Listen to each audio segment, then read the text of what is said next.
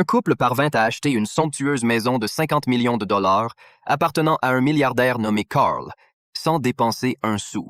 Carl ne s'intéressait pas à l'argent. Au contraire, il avait une condition. Le couple devait garantir de ne jamais ouvrir la cave du jardin. S'il le faisait, la maison ne leur appartiendrait plus et devrait être rendue. Face à une proposition aussi irrésistible, le couple pensa que Carl plaisantait. Mais Carl ne donna pas plus d'explications. Il leur suggéra simplement de passer la nuit dans la maison, affirmant qu'il était déjà trop tard pour partir. Le lendemain matin, le couple se réveilla pour découvrir que Carl avait disparu. Sur la table, il y avait un contrat de vente de la maison, avec des termes exactement identiques à ceux évoqués la veille par Carl. Curieux, le couple se rendit dans le jardin et découvrit une cave verrouillée. Jack n'arrivait pas à croire qu'une telle opportunité puisse être offerte sans conséquence. Qu'y avait-il donc dans cette cave?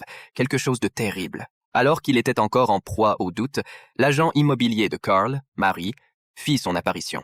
Elle félicita le couple pour leur nouvelle maison et leur remit les derniers documents de transfert à signer. Jack resta prudent, mais Anna, totalement séduite par la maison, n'hésita pas. La maison était entièrement meublée, prête à être habitée, sans frais supplémentaires. Anna n'était pas préoccupée par l'éventualité d'un piège, elle était prête à prendre le risque. Après tout, Carl était riche. Que pourrait-il bien vouloir d'eux? Anna ne pouvait imaginer quoi que ce soit dans leur vie que Carl pourrait désirer. Après plusieurs insistances de sa femme, Jack céda et signa les documents. Le couple devint officiellement propriétaire de la maison. Cependant, dès leur emménagement, des événements étranges commencèrent à se produire. Un soir, Jack remarqua un homme ivre qui se tenait à l'extérieur de la maison. L'inconnu semblait profondément triste. Dès qu'il ouvrit la bouche, il avertit Jack de brûler la maison avant qu'il ne soit trop tard. Jack était perplexe, mais l'homme devint de plus en plus sérieux et insista « Femme, cette maison ne vaut pas la peine. Elle vous détruira. » Sans autre explication, l'homme ivre s'éloigna, laissant Jack profondément inquiet.